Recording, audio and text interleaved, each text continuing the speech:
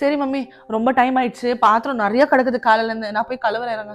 இருமா உன் நாத்தனார வர சொல்றேன், 2 பேரும் சேர்ந்து கழுவுனீங்கன்னு வச்சுக்கோ, சீக்கிரம் வேலை முடிஞ்சிடும். அம்மா ஐயோ அம்மா, எனக்கு ரொம்ப தலைவலிக்குதுமா, எந்திரிக்க கூட முடியலையே. அம்மா நீங்க சொல்லவே வேணாம்மா, எனக்கு வந்துட்டு உடம்பு நல்லா இருந்தா நானே எல்லா பாத்திரம் கழுவி போட்டிருப்பேம்மா. ஐயோ, நான் இன்னைக்கு 3 பேரும் சேர்ந்து வேலை முடிச்சிட்டோம்னா ஒரு சினிமா போலான்னு நினைச்சோம். சரி அவனுக்கு முடியல, சரி விடு, அடுத்த வாரம் போய்க்கலாம். சரியா?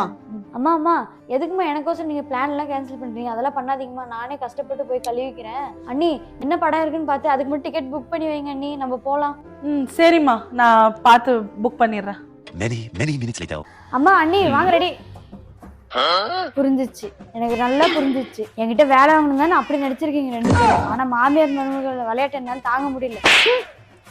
பரவாயில்ல மம்மி, செம்ம பிளான் போட்டீங்க நீங்க. பாத்தியா, என் பிள்ளைய பத்தி எனக்கு தான் தெரியும், அவகிட்ட இருந்து எப்படி வேலை வாங்குறதுன்னு. நீயும் கத்துக்கோ இதெல்லாம். கண்டிப்பா மம்மி, யூஸ் ஆகும் எனக்கு.